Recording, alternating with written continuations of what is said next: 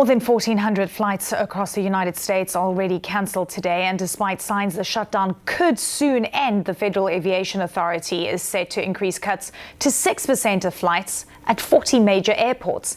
If the shutdown doesn't end by Friday, that number goes up to 10%. All this as air traffic controllers are missing a second paycheck this week. CNN's Gloria Pazmino is at Newark Liberty International Airport in New Jersey. Great to have you with us, Gloria. What are you seeing on the ground? Well, Eleni, we've talked to some travelers here today who have come prepared. They know that the prospect for cancellations is a possibility. So some of them are showing up to the airport early, and they're also coming prepared. Many of them told us that they had actually rearranged their travel plans, knowing that travel cancellations are likely to get worse later in the week. Now, even as the end of the government shutdown appears to be near after the vote that took place on Monday night, this is still going to continue because there is a mandatory emergency order by the FAA to scale down flights across 40 major U.S. airports. Now, that scaling down is beginning at a 6% today, and that's going to grow as the week goes on, eventually to 10% on Friday. So I spoke to some people who told me that because of that, they actually moved their plans up so that they could get out to where they are going on time. Take a listen to some of the travelers who spoke here today. Many of them pretty patient, considering that some of their plans had to change last minute. Any sort of issues so far with your flight? So far, no, today, but I understand that tomorrow there's going to be another bunch that gets notified for the next couple of days. So our return flight is up for grabs. I have no idea. They let us move it to an earlier flight. So we feel like so far everything's saying it's on time. We're hopeful. Some of the passengers we spoke to here today also said that the airlines have been pretty good about notifying people ahead of time so that they're not showing up to the airport, not knowing whether or not their flight is going to take off. And what we're seeing here is that is helping things move along, right? There are not very long lines here. Security is moving well. So we're not seeing sort of a chaotic scene here at the airport because people are in communication with their airlines. As far as the cancellation picture across the country right now, there's more than 1,100 cancellations so far, more than 500 delays. And here at Newark Airport in New Jersey, which is, of course, a major travel hub, there are 62 cancellations as of this hour.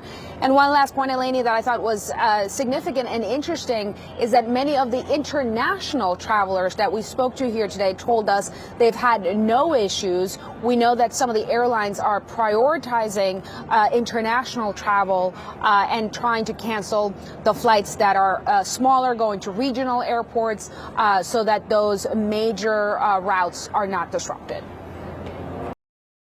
A major breakthrough in the Senate as the chamber approved a funding bill that could end what is now the longest government shutdown in history. It now heads to the House and must be approved there before it lands on President Donald Trump's desk for a signature. Here's what's in the deal. It's a stopgap measure to fund the government through January 30th. SNAP benefits will be paid through fiscal year 2026. Federal workers fired during the shutdown will be reinstated, and no more mass firings will take place through January. Ahead of the Senate's vote, Trump said he supported the plan.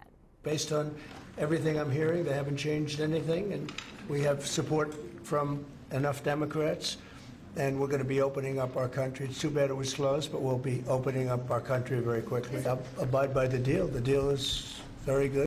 Now, the deal does not do what Democrats have repeatedly pushed for throughout this process: extend the enhanced Obamacare subsidies set to expire at the end of the year. It does promise a future Senate vote on it, but the House has not committed to taking it up. The shutdown continues to be politically painful for members of both parties. Republicans have repeatedly shouldered the blame for the lapse in funding in recent polling, and this deal, struck by Democratic centrists in the Senate, has ignited a fight within the party about its strategy going forward. At the White House, I'm Julia Benbrook. Peanut butter. They love their peanut butter. At this Los Angeles food bank, they've seen a surge in people coming for free food since the government shutdown began on October 1st. They just don't have the money, and they need it. They need to feed their kids. Roughly 42 million Americans receive food stamps to help pay for groceries through the Supplemental Nutrition Assistance Program known as SNAP.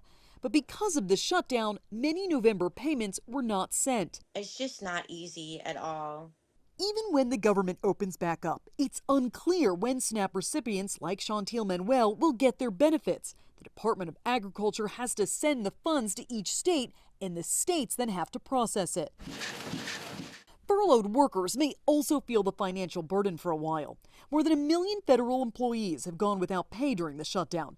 Personal finance columnist Jean Chatzky says those workers should contact their mortgage or car lenders if they're worried about missing payments. Many of these places have skip-a-pay programs or other forms of relief where they'll actually work with you. And air travel could still be impacted even after the shutdown ends. The FAA has had to gradually reduce air traffic because airports and air traffic controls across the country don't have enough staff to operate. It's caused mass flight delays and cancellations. But even before the shutdown began, there was a shortage of air traffic controllers. I used to have about 4 controllers retire a day before the shutdown. I'm now up to 15 to 20 a day are retiring. Transportation Secretary Sean Duffy warns passengers may still see delays and cancellations even after the government opens back up. For Consumer Watch, I'm Jen Sullivan. Until a deal to end the federal government shutdown is inked, airlines must continue to follow the FAA's emergency order to incrementally reduce flight capacity at 40 major U.S. airports, rising to 10% by Friday. We were scared that it was going to delay like a whole day or more, but luckily it was only an hour. But hopefully this doesn't delay it more. Tuesday, the flight cuts rose from 4 to 6%, but Transportation Secretary Sean Duffy says that percentage is actually higher. The issue here is you saw more delays over the weekend than 4%. And we thought it's better to manage a reduction in flights, to systematically do it, to plan for it, than to let chaos ensue. Secretary Duffy visited Central Wisconsin Airport on day 42 of a record-long government shutdown, speaking to air traffic controllers who have missed 2 paychecks. We have some controllers who are put in a very difficult position. He warned that even when the government shutdown ends, air travel won't resume to full capacity immediately. I'm concerned that we're not going to have on day one controllers come back into the towers right away. There have been at least 638 reports of short staffing since the government shutdown began on October 1st. That's more than 6 times as many as were reported on the same dates last year. We had a 6-hour delay in Houston, and the weather was perfect. It's because the air traffic controllers aren't getting paid. I'm Maribel Gonzalez reporting.